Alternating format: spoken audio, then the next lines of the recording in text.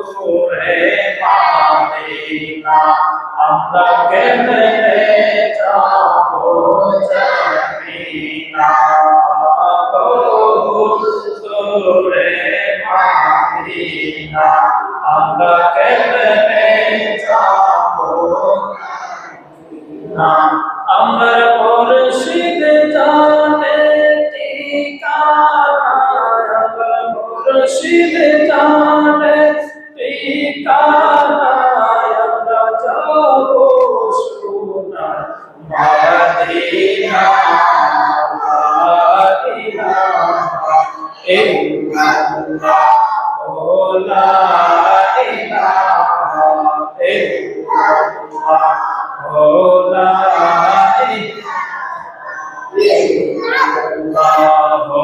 লা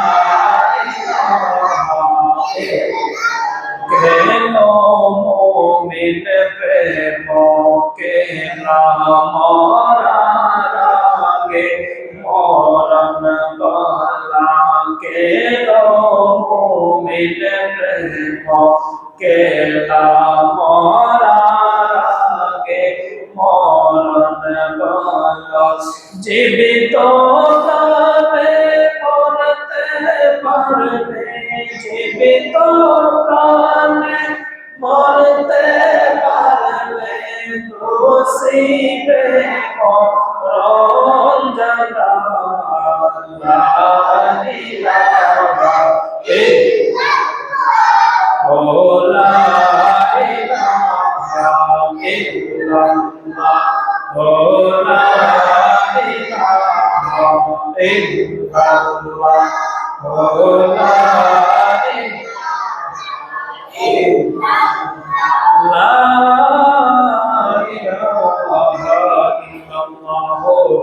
মুহাম্মাদুর রাসূলুল্লাহ সাল্লাল্লাহু আলাইহি ওয়াসাল্লাম।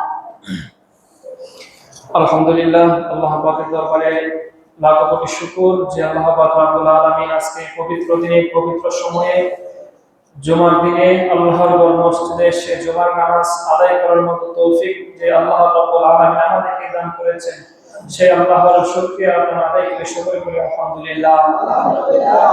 আরো শুকরিয়া আদায় করছি ওই মহান মুনিবের, যিনি আমাদেরকে ইচ্ছা করলে আজকে এই দিনে আমাদেরকে আল্লাহর ঘর মসজিদে না এনে আমাদেরকে দুনিয়াবি বিভিন্ন জায়গার মধ্যে কাজকর্মের মধ্যে আমাদেরকে ব্যস্ত রাখতে পারত, কিন্তু আল্লাহ তাআলা আমাদেরকে দুনিয়াবি সকল জায়গা থেকে মুক্ত করে আল্লাহ আমাদেরকে করুণা করেছেন, সেই জন্য আবারও শুকরিয়া আদায় করছি আলহামদুলিল্লাহ।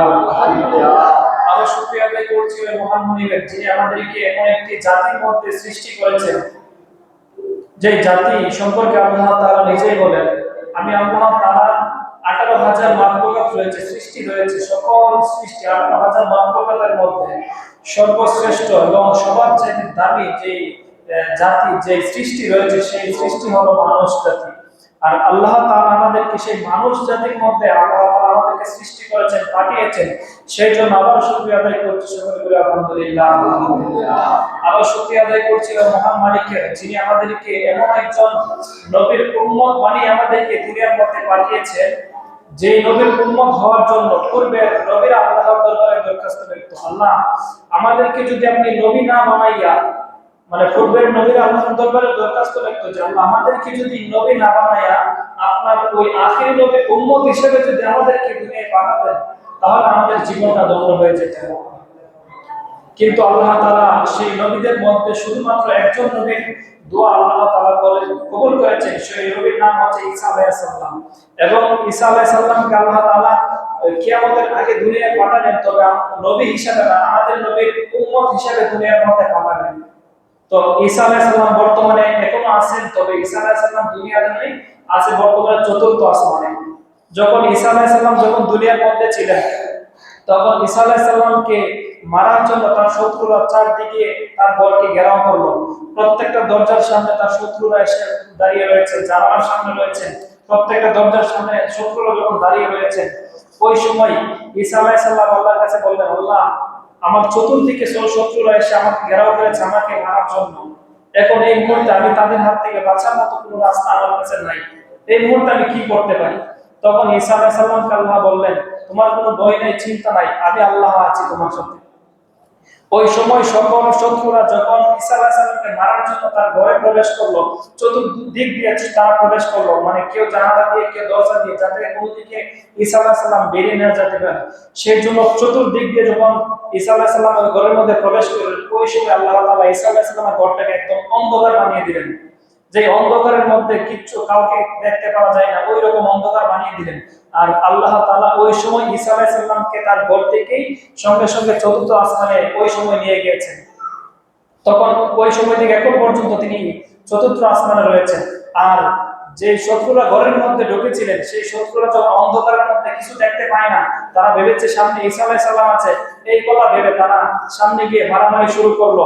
তারপরে তারা যখন চতুর্দিক থেকে একসাথে হলো, তারা মানে অন্ধকারে না থেকে একজনকে আরেকজন মারতে মারতে তারা নিজেরা নিজেদেরকে একদম সবাইকে শেষ করে দিল। আর ঈসা আলাইহিস সালামকে আল্লাহ তাআলা চতুর্থ আসমানে নিয়ে গেলেন। এইভাবে আল্লাহ তাআলা ঈসা আলাইহিস সালামকে চতুর্থ আসমানে রেখেছেন, এবং কিয়ামতের আগে এক সময় আল্লাহ তাআলা ওই ঈসা আলাইহিস সালামকে আবার দুনিয়ার মধ্যে পাঠাবেন আমাদের নবীর উম্মত হিসেবে। তো সেই জন্য আমরা আল্লাহর দরবারে কোনোদিন দরখাস্ত করি না যে আল্লাহ আমাদেরকে আপনার হাবিবুল্লাহ নবীর উম্মত হিসেবে আমাদেরকে দুনিয়ার মধ্যে পাঠান, কিন্তু আল্লাহ তাআলা আমাদেরকে বিনা দরখাস্তে, না চাওয়াতে, যে আল্লাহ তাআলা আমাদেরকে ওই কামলিওয়ালা নবীজির উম্মত হিসেবে দুনিয়ার মধ্যে পাঠিয়েছেন, সেজন্য আবারও শুকরিয়া করি আলহামদুলিল্লাহ।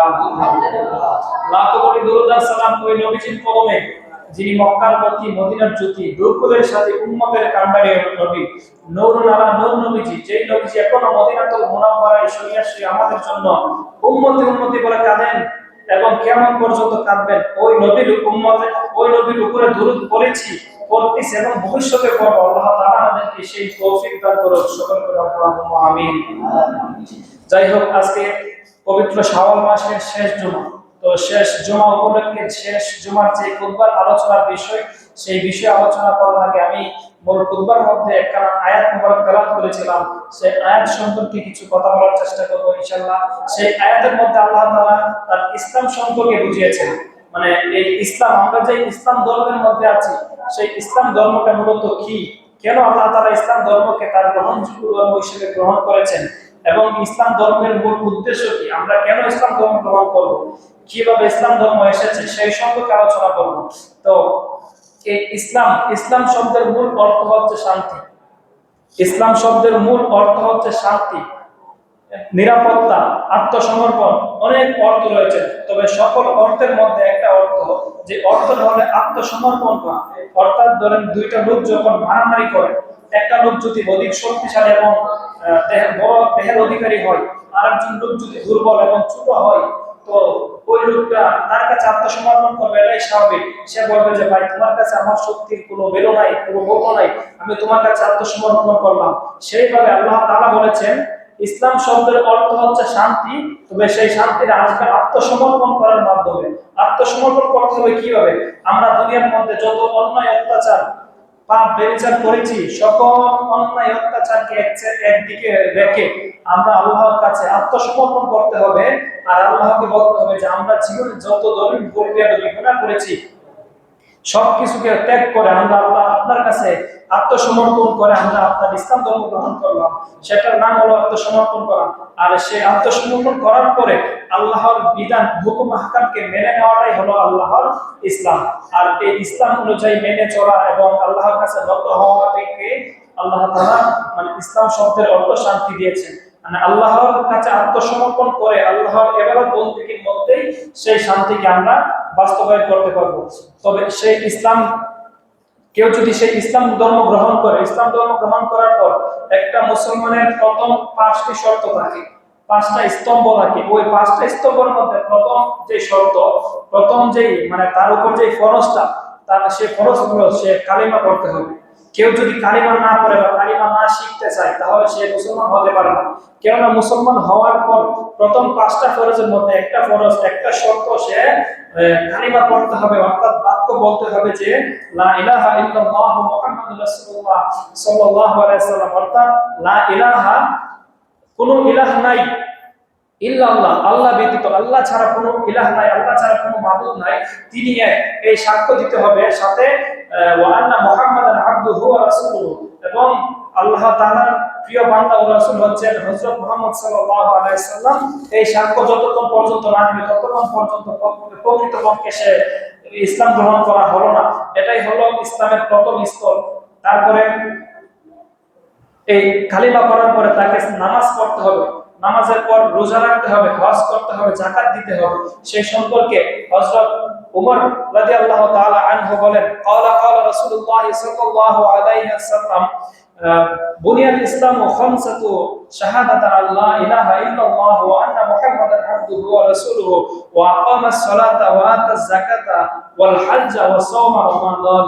অর্থাৎ ইসলামের প্রথম 5টি শর্তের মধ্যে একটা হচ্ছে কালিমা, সাক্ষ্য দিতে হবে, এবং দ্বিতীয়টা হচ্ছে ও আকামাস সালাতা, নামাজ পড়তে হবে, সালাত পড়তে হবে, ও আতাজ যাকাত, যাদের যত সামর্থ্য আছে সামর্থ্য অনুযায়ী যাকাত গ্রহণ করতে হবে, এবং ওয়াল হাজ্জা, এবং হজ করতে হবে, ওয়া সাওমা রমাদান, এবং রমজান মাসের যে ফরজ রোজাগুলি রয়েছে সেই ফরজ রোজাগুলি যথাযথভাবে পালন করতেই হবে। এই 5টা ফরজ যতক্ষণ পর্যন্ত একজন মুসলমান গ্রহণ না করবে, না পালন করবে, ততক্ষণ মুসলমান হতে পারবে না। আর যেই সময় এই 5টা বিধান, আল্লাহর 5টা হুকুম, ফরজ যেই সময় একটা মানুষ প্রকৃতভাবে মানবে এবং গ্রহণ করবে, সেই সময় সে প্রকৃতভাবে মুমিন হতে পারবে।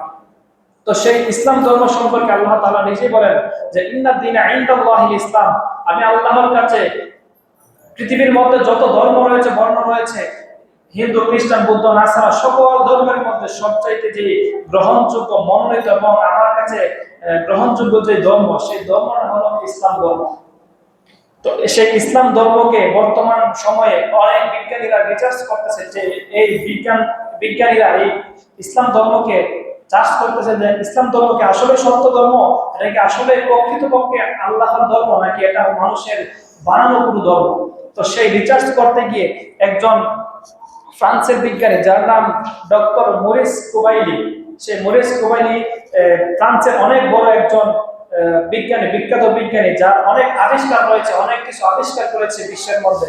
সেই ফ্রান্সের বিজ্ঞানী মরিস কুবাইলিকে একটা দায়িত্ব দেওয়া হলো যে মিশরের মধ্যে যে এই ফেরাউনের লাশ রয়েছে, সেই লাশটা কিভাবে মরলো, কিভাবে সেই লাশটা এখন আজও পর্যন্ত অক্ষত রয়েছে, এখন পর্যন্ত ওই লাশটা পৌঁছে নাই, সেই লাশের তদন্ত করার জন্য এবং কিভাবে মরলো বৈজ্ঞানিকভাবে সেই রিসার্চ করার জন্য সেই ডক্টর মরিস কুবাইলি বিজ্ঞানীকে দায়িত্ব দেওয়া হলো। তখন ওই মরিস কুবাইলি যখন ওই ফেরাউনের লাশকে রিচার্জ করবে, সেই জন্য রিচার্জ করার জন্য মিশর থেকে ফেরাউনের লাশকে ফ্রান্সে নেওয়া হলো। নেওয়ার পর ওইখানে ডক্টর মরিস কুবাইলি যখন ফেরাউনের লাশকে যখন তদন্ত করার জন্য তার তদন্ত শুরু করলো, তার গবেষণা শুরু করলো, গবেষণা করতে করতে করতে করতে এক পর্যায়ে সে বুঝতে পারলো যে ওই ফেরাউনের শরীরের মধ্যে লবণের কিছু কণা রয়েছে। তো সেই কণাকে সে রিসার্চ করা শুরু করলো যে এই কণাটা কোথা থেকে আসলো, তার শরীরের মধ্যে যে মরিচ লবণ রয়েছে, লবণের কণা রয়েছে, সেই লবণের কণাগুলো কোথা থেকে এলো। সে রিসার্চ করতে করতে গবেষণা করতে করতে বের করলো যে এই লবণের কণাগুলো হলো এক বিশাল এক সমুদ্রের বালু কণা, যে কণা থেকে যে জায়গার মধ্যে সে মৃত্যুবরণ করছে। তখন সে নিশ্চিতভাবে বললো যে এই ফেরাউনের মৃত্যু হয়েছে নিশ্চিতভাবে এক বড় এক সমুদ্রের মধ্যে, সমুদ্রের মধ্যে ডুবে তার মৃত্যুবরণ হয়েছে। তখন তার মনের মধ্যে আরো একটা প্রশ্ন উঠলো যে আমি ডক্টর মরিস কুবাইলি আমি এটা রিসার্চ করতে বের করলাম যে তার মৃত্যুটা হয়েছে একটা বড় সমুদ্রের মধ্যে, কিন্তু স্বাভাবিকভাবে যদি একটা মানুষের মৃত্যু ওই সাগরের মধ্যে হয়, সেই মানুষটা কিন্তু আবার দুনিয়াতে আসার কোনো সুযোগ নাই। বড় বড় কুমির থাকে, মাছ থাকে, সেই মানুষকে খেয়ে ফেলার কথা, কিন্তু সেই লাশ কিভাবে দুনিয়ার মধ্যে আসবে। তো ওই সময় এই রিসার্চ করতে করতে করতে করতে সে শেষ পর্যায়ে ব্যর্থ পর্যায়ে চলে গেল। ওই সময় সেই মরিস কুবাইলি একজন মুসলিম বিজ্ঞানীর সাথে তার দেখা হলো। ওই মুসলিম বিজ্ঞানী তাকে একটা প্রশ্ন করলো যে ভাই, তুমি যে এই ফেরাউনের লাশকে গবেষণা করলা, গবেষণা করে যে এই তদন্ত করে যে ফলাফল পায় না, এই ফলাফলের সত্যতা কতটুকু যাচাই করতে পারলাম। তখন সে বললো যে আমি এখন পর্যন্ত ব্যর্থ হয়েছি যে সে কিভাবে অক্ষত রয়েছে এবং কিভাবে তার দেহটা এখন পর্যন্ত পৌঁছে নাই। সেই সময় এই মুসলিম যে বিজ্ঞানী সে বলতেছে, ভাই মরিস কুবাইলি, তুমি জানো না যে এই বিষয়টা, সেই বিষয়টা আমি বলতেছি। পবিত্র কালামুল্লাহ শরীফের মধ্যে আল্লাহ তাআলা 1400 বছর আগেই এই ফেরাউনের মৃত্যুর ঘটনা আল্লাহ তাআলা পবিত্র কোরআন শরীফের মধ্যে লিখে দিয়েছেন। সূরা ইউনূসের 92 নম্বর আয়াতের মধ্যে আল্লাহ তাআলা বলেন, আমি আজ তোমার দেহকে পানি থেকে উদ্ধার করে দুনিয়ার মধ্যে রাখবো এবং সেই লাশকে আমি পরবর্তী প্রজন্মের নিদর্শন হিসাবে এটাকে রেখে দেব। সেই জন্য যখন সেই মরিস কুবাইলি বিজ্ঞানীর সামনে যখন আল্লাহ তাআলা পবিত্র কালামের এই আয়াতটুকু তার সামনে তুলে ধরলো, তখন সেই মরিস কুবাইলি মনে মনে ভাবলো যে সর্বনাশ, 1400 বছর আগে যেই ফেরাউনের লাশের তদন্ত, আমি মাত্র একটু আগে যে ফেরাউনের লাশের মৃত্যুর ঘটনা আমি তদন্ত করে বৈজ্ঞানিকভাবে বের করলাম, সেই বৈজ্ঞানিক ঘটনাটা 1400 বছর আগে কোরআন শরীফের মধ্যে কিভাবে আসলো। সেই চিন্তা করতে করতে সে সেই কোরআন শরীফ নিয়ে আরো গবেষণা শুরু করলো। তো শেষ পর্যায়ে সে এই কোরআন শরীফ গবেষণা করতে করতে করতে বুঝতে পারলো যে পৃথিবীর মধ্যে যত কিতাব রয়েছে, সকল কিতাব এবং সকল বিজ্ঞানের যত ভান্ডার রয়েছে, সব ভান্ডার এই কোরআনের মধ্যে রয়েছে। এই কোরআন থেকে সবকিছু রিসার্চ করা যায়। সেই জন্য সেই কোরআন রিসার্চ করতে করতে সে শেষ পর্যায়ে মুসলমান হয়ে গেল। এবং সে মুসলমান হওয়ার পরে শুধু মুসলমান হওয়ার পরে সাধারণ মানুষ না, সে একজন মুসলমানদের মধ্যে একজন বড় নেতা হিসেবে রইল। আর সে শেষ পর্যায়ে নিজে একটা কিতাব লিখলো, একটা বই লিখলো, যে বইয়ের নাম দিল, বৈজ্ঞানিক একটা বই লিখলো। ওই বইয়ের নাম দিল যে the Bible, the Quran and science. অর্থাৎ যে কিতাব, যে বাইবেলের মধ্যে যে বাণীগুলো রয়েছে সেইগুলোর মধ্যে অনেক ভুল রয়েছে, ত্রুটি রয়েছে, কিন্তু কোরআনের মধ্যে যে পথ প্রদর্শন রয়েছে, যে বাণীগুলো রয়েছে, সেইগুলোর মধ্যে নিঃসন্দেহে কোনো ভুল নাই, ত্রুটি নাই। আর সেটাকে প্রমাণ করার জন্য আমি সায়েন্স ব্যবহার, মানে বিজ্ঞান ব্যবহার করেছি। সেই জন্য তার সেই বইয়ের নাম দিয়েছে যে the Bible, the Quran and science. শুধু তাই নয়, তারপরে আরো একজন বিজ্ঞানী, কানাডার একজন বিজ্ঞানী, যার নাম হইল জাফর ল্যাং। সেই জাফর ল্যাং ছিল মূলত একজন নাস্তিক। তার মূল ধারণা ছিল যে আল্লাহ বলতে কোনো কিছু নাই, আল্লাহ নাই বলতে, ঈশ্বর নাই, কোনো মালিক নাই, কোনো সৃষ্টিকর্তা নাই। সেই বিশ্বাস নিয়ে সে তার মানে দিন চলতেছে এবং সে ধর্ম, মানে তার নিজের বানানো ধর্ম নিয়ে চলতেছে। তার কোনো বিশ্বাস নাই যে আল্লাহ রয়েছে বা কোনো মালিক, সৃষ্টিকর্তা রয়েছে। ওই সময় সে যখন বিশ্ববিদ্যালয়ে পড়তেছে, ওই সময় তার এক বন্ধু, মুসলিম বন্ধু, তাকে একটা কোরআন শরীফ গিফট করলো, দান করলো। ওই সময় সে মজা করে সেই কোরআন শরীফ গ্রহণ করলো। করে সে যখন বাসায় গিয়ে কোরআন শরীফ পড়তে শুরু করলো, যখন এই কোরআন শরীফ সে পড়া শুরু করলো, রিচার্জ করা শুরু করলো, সে প্রত্যেকটা মানুষের মনের ভিতরে কিন্তু কিছু না কিছু প্রশ্ন থাকে যে এই বিষয়টা কিভাবে হলো, পৃথিবী কিভাবে হলো, বা আল্লাহ কিভাবে হলো, দুনিয়া কিভাবে হলো, এইরকম বিভিন্ন প্রশ্ন থাকে। তো সে বিজ্ঞানী, তার মনে তো আরো বেশি প্রশ্ন থাকে। যখন তার ভিতরে এইরকম কিছু প্রশ্ন রয়েছিল, সে যখন ওই কোরআন শরীফকে মানে রিচার্জ করা পড়া শুরু করলো, মানে সে মজা করে পড়তেছে, সেই কোরআনকে সে মজা করে পড়া শুরু করলো। কিন্তু মজার চলে সে যখন পড়তেছে, পড়ার সময় সে বুঝতে পারলো যে এক একটা আয়াত যখন সে তেলাওয়াত করতেছে, এক একটা আয়াতের মধ্যে তার ওই যে মনের ভিতরে যে প্রশ্ন রয়েছে, এক একটা প্রশ্নের উত্তর সে পেয়ে যাচ্ছে। একটা আয়াত পড়তেছে, তার প্রশ্নের উত্তর পাইতেছে। এভাবে সে পড়তে পড়তে পড়তে তার যত বৈজ্ঞানিক যত প্রশ্নের উত্তর রয়েছে, বেশি অংশ তার উত্তর সেই কোরআন থেকে পেয়ে যাচ্ছে।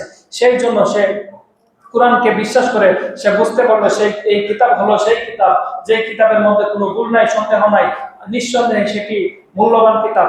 সেই জন্য সে এই কিতাবের উপর বিশ্বাস করে আল্লাহর পথে ফিরে এলো এবং সে ইসলাম ধর্ম গ্রহণ করলো।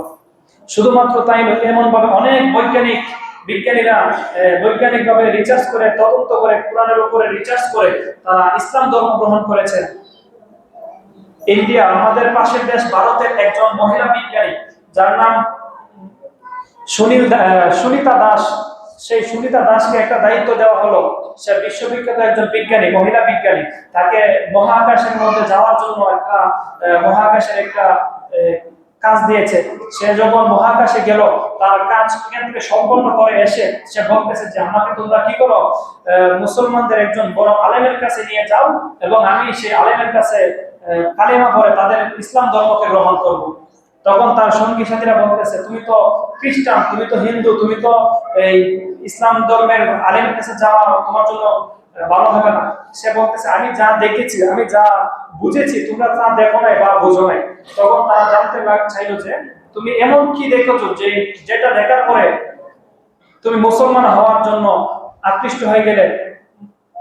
তখন সেই সুনিতা দাস বলতেছেন আমি যখন আমি যখন মহাকাশের মধ্যে আমার কাজ করার জন্য, আমার দায়িত্ব পালন করার জন্য গেলাম, তখন আমার মনের ভিতরে একটা প্রশ্ন জাগলো যে আমরা যে দুনিয়ার মধ্যে বসবাস করি, সেই দুনিয়াটা এই মহাকাশ থেকে দেখতে কেমন দেখা যায় এবং দেখা যায় কিনা সেটা আমি একটু পরিকল্পনা করবো এবং দেখবো মহাকাশ থেকে পৃথিবীটা কেমন দেখা যায়। তখন সে একটি বিশাল পাওয়ারের এক চশমা ব্যবহার করবে যে দুনিয়াটা পৃথিবীটাকে দেখার জন্য। তখন সে যখন এই পৃথিবীটাকে দেখার জন্য এই চশমা ব্যবহার করলো, তখন দেখতেছে পুরো পৃথিবী একদম অন্ধকার অন্ধকার, কিচ্ছু দেখা যায় না। কিন্তু সে যখন আরো একটু ভালোভাবে খেয়াল করলো, সে দেখতেছে পৃথিবীর কোনো কিছু দেখা যায় না, সব কিছু অন্ধকার। কিন্তু দুইটা জায়গার মধ্যে একটু আলো দেখা যাচ্ছে, দুইটা লাইট দেখা যাচ্ছে। তখন তার মনে আরো প্রশ্ন জাগলো, তার সাথে সঙ্গীদেরকে ডাক দিলেন যে তোমরা দেখো তো এটা কি, মানে পৃথিবীর কিচ্ছু দেখা যায় না, সব কিছু অন্ধকার, শুধু দুইটা লাইট দেখা যাচ্ছে। তখন তারা সেই দুইটা লাইটকে আরো পর্যবেক্ষণ করলো, আরো জুম করে দেখতে পারলো যে যে পৃথিবীর মধ্যে যে দুইটা লাইট দেখা যাচ্ছে, সেই দুইটা লাইট হলো একটা হচ্ছে যে দুইটা আলো, একটা হচ্ছে মক্কা আর একটা হচ্ছে মদিনা। অর্থাৎ পৃথিবী থেকে, মহাকাশ থেকে এই পৃথিবীর পুরো সমস্ত পৃথিবীটাকে একদম অন্ধকার আর অন্ধকার, শুধু দুইটা জায়গার আলো পৃথিবীর মধ্যে মহাকাশের মধ্যে দেখা যাইতেছে। ওই সময় তার মনে ভিতরে আরো প্রশ্ন জাগলো, এই পৃথিবীর মধ্যে এত বড় বড় শহর, এত বড় বড় মানে এত বড় বড় শহর রয়েছে, আলোকিত জায়গা রয়েছে, যে জায়গাগুলো মদিনা থেকে মক্কা থেকে আরো বড় বড় সুন্দর সুন্দর শহর, আলোকিত শহর রয়েছে, কিন্তু মহাকাশ থেকে সেইগুলো একদম দেখা যাচ্ছে না, একদম অন্ধকার অন্ধকার দেখা যাচ্ছে। কিন্তু মহাকাশ থেকে যেই দুইটা লাইন আলো দেখা যাচ্ছে, সেইটা হলো মক্কা আর মদিনা। নিঃসন্দেহে এই দুইটি জায়গা হলো অত্যন্ত মহামূল্যবান এবং মানে ইসলামের মধ্যে সেই দুইটা জায়গার অনেক মূল্য রয়েছে। সেই জন্য সে দুনিয়ার মধ্যে এসে সে ওইখানে থাকতেই সে মনে মনে একটা চিন্তা করলো যে আমি দুনিয়ায় গিয়ে ওই ইসলাম ধর্ম গ্রহণ করবো। সেই সুনিতা দাস দুনিয়ার পৃথিবীতে এসে, মানে তার জন্মস্থান ভারতে এসে সে আবার পুনরায় ইসলাম গ্রহণ করবে। এইভাবে আল্লাহ তাআলা মানে অনেক বিজ্ঞানীকে ইসলাম ধর্মের মধ্যে, মানে তাদের বৈজ্ঞানিক রিসার্চ দ্বারা তাদেরকে ইসলাম ধর্মের মধ্যে ফিরিয়ে এনেছে। শুধু তাই নয়, আল্লাহ তাআলা তার পবিত্র কোরআনের মধ্যে ইরশাদ করেন যে নিশ্চয়ই আল্লাহর কাছে ইসলাম হচ্ছে সবচেয়ে গ্রহণযোগ্য এবং মনোনীত ধর্ম। এই গ্রহণযোগ্য এবং মনোনীত ধর্মের মধ্যে কেউ যদি প্রবেশ করতে চায়, তার জন্য আরো একটা বিধান আল্লাহ তাআলা দিয়েছেন। আল্লাহ তাআলার রাসূল সাল্লাল্লাহু আলাইহি ওয়াসাল্লাম অন্য এক হাদিসের মধ্যে বলতেছেন আল ইসলামু দীনুন কামিলা, অর্থাৎ এই ইসলাম হচ্ছে একটা পরিপূর্ণ জীবন ব্যবস্থা, যেটার মধ্যে আমরা কি করব, জীবনটা কিভাবে পরিচালনা করব, কিভাবে চললে ভালো হবে মন্দ হবে, সবকিছু এই ইসলামের মধ্যে রয়েছে। সেই জন্য এই ইসলামে রাসূল সাল্লাল্লাহু আলাইহি ওয়াসাল্লাম বলেছেন আল ইসলামু দীনুন কামিল, ইসলাম হচ্ছে পরিপূর্ণ একটি জীবন ব্যবস্থা।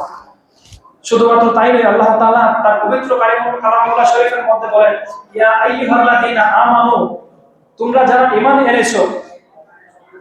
ঈমান এনেছো, উদখুলু, তোমরা প্রবেশ করো, ফিস সিলমি, ইসলামের মধ্যে, কাফা, এবং পরিপূর্ণভাবে। তোমরা যারা ঈমান এনেছো, কি করো? ইসলামের মধ্যে প্রবেশ করো পরিপূর্ণভাবে। অর্থাৎ কেউ যদি পরিপূর্ণভাবে ইসলামে প্রবেশ না করে, তাহলে তো সে ঈমানদার হওয়ার কথা না। তো আল্লাহ তাআলা এই আয়াত আল্লাহ তাআলা নাযিল করার একটাই উদ্দেশ্য, যে যারা ঈমান এনেছে, শুধু ঈমান আনলেই হবে না, ঈমান এনে পরিপূর্ণভাবে আনতে হবে। কেননা বর্তমান পৃথিবীর মধ্যে অনেক ঈমানদার, অনেক মুসলমান রয়েছে, যারা জন্ম মানে তাদের ধর্মগতভাবে যারা মুসলিম, কিন্তু তাদের আকীদা ঠিক নাই। কেউ কেউ বলতেছে মাজারে যাওয়া যাবে না, মাজার জিয়ারত করা যাবে না, মিলাদ করা যাবে না, মিলাদের তাওয়ারুক করা যাবে না, কিন্তু তারাই অবশেষে বিভিন্ন গুনার কাজে লিপ্ত হচ্ছে। সেই জন্য আল্লাহ তাআলা অনেক মানুষ ইসলাম গ্রহণ করার পরেও এরকম গুনার কাজ বা বদ আকীদা পোষণ করার কারণে আল্লাহ তাআলা বললেন যে ইয়া আইয়ুহাল্লাযীনা আমানু, তোমরা যারা ঈমান এনেছো, উদখুলু, তোমরা প্রবেশ করো, ফিসিল, ইসলামের মধ্যে, কাফা, পরিপূর্ণভাবে। যেইভাবে প্রবেশ করলে তোমাদের জীবনটা ইসলামের মতো করে চলবে, সেইভাবে প্রবেশ করো, যাতে কোনো বদ আকীদা তোমাদের মধ্যে না থাকে।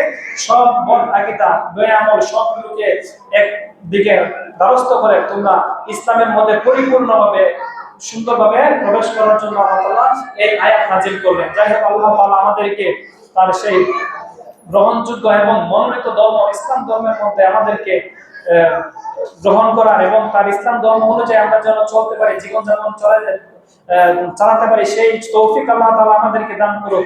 সেই জন্য আমরা সকলে আল্লাহর কাছে শুকরিয়া আদায় করি, সকলে করি যে আল্লাহ যেন আমাদেরকে সেই পথে চলার তৌফিক দান করে। সকলকে আল্লাহুম্মা আমিন।